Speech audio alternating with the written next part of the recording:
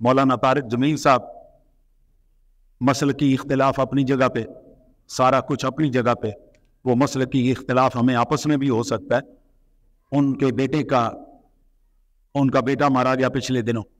اس کے اوپر مختلف قسم کی افواہیں چلتی رہیں، کسی نے کہا جی اس نے خودکشی کی ہے، کسی نے کہا جی اس کو کسی نے قتل کر دیا۔ ان کے بیٹے نے جو عاصم جو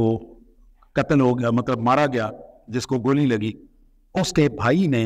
ایک انٹرویو ریکارڈ کروایا اور اس نے کہا جی میرے بھائی نے خودکشی کی ہے۔ اس کے بعد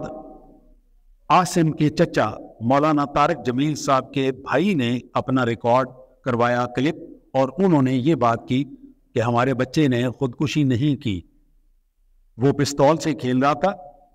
دماغی طور پہ وہ کمزور تھا، اور وہ پستول میں ایک گولی تھی، وہ کھیلتے کھیلتے چل گئی۔ اس کے بعد طارق جمیل صاحب کا اپنا بیان بھی آ گیا، تو انہوں نے بھی یہی بات کی کہ میرا جو بچہ ہے وہ ذہنی طور پہ پوری وہ سمجھ نہیں رکھتا، مینٹلی ریٹارڈڈ ہے، تو وہ اس کے ساتھ کھیل رہا تھا پستول کے ساتھ، اور پستول میں گولی تھی، اور وہ بات بھی ایسے ہی معلوم ہوتی ہے، بات بھی ایسے ہی لگتی ہے۔ وہ کیوں کہ پستول سے جو بندہ بھی آج تک جس کسی نے بھی پستول سے اپنے آپ کو مارا ہے، اس نے یہاں کن پٹی پہ اپنے آپ کو گولی ماری ہے، کیونکہ یہیں سے مرنے کی یقین دہانی ہو سکتی ہے نا۔ ابھی کسی نے پستول سے مارنا ہے تو زیادہ سے زیادہ اتنے دور سے مارے گا، اتنے دور سے مارے گا، تو وہ جب آپ میں سے کسی نے اگر پسٹل استعمال کیا ہو، تو جب آپ پسٹل کا فائر کرتے ہیں تو اس کی جو نالی ہے وہ یوں ایک دفعہ جھٹکا لیتی ہے، تو بڑے طاقت سے اس کو پکڑنا پڑتا ہے۔ اگر وہ اپنی طرف رخ کر کے یوں گولی مارے اور اس کو گولی اس جگہ پہ لگے یا سینے پہ کسی جگہ پہ لگے، تو اس کے بچنے کے چانس موجود ہے، اور بہت زیادہ موجود ہے۔ تو جو بندے خودکشی کرتے ہیں پستول سے، وہ یہاں سے مارتے ہیں، اور جو بندوق سے مارتے ہیں وہ اپنے نالی یہاں رکھتے ہیں،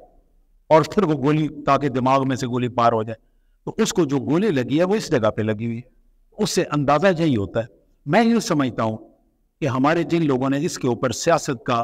بازار گرم کیا ہوا ہے، اور وہ اپنے ویلاگز بنا بنا کے اپنے ویورز کی تعداد بڑھانے کے چکر میں، میرا خیال ہے کہ انہیں اس سے باز آنا چاہیے اور توبہ کرنی چاہیے اللہ کے سامنے۔ جو ہوا وہ ہو گیا، ہم ان کے غم میں شریک ہیں، اور ہم یہ دعا کرتے ہیں کہ اللہ تعالیٰ ان کے بچے کو اعلیٰ مقام عطا فرمائے، اور اس کی بخشش فرمائے، اس کے گناہوں سے درگزر فرمائے، اور اس کی نیکیوں کو شرف قبولیت عطا فرمائے۔ انہوں نے اپنے بچے کے متعلق بہت بڑی بڑی باتیں کی ہیں، بہرحال وہ باپ ہیں، اس باپ کے اپنے جذبات ہیں، ان جذبات کے لحاظ سے میں نے یہ بات کی ہے کہ اللہ تعالیٰ اس بچے کو جس طرح ان کا باپ چاہتا تھا اس طریقے سے اس کو اعلیٰ مقام عطا فرمائے۔ اس کے اوپر کسی قسم کی کوئی سیاست بازی اور کسی قسم کا کوئی اپنے چینل چلانے کی کوشش نہیں کرنی چاہیے۔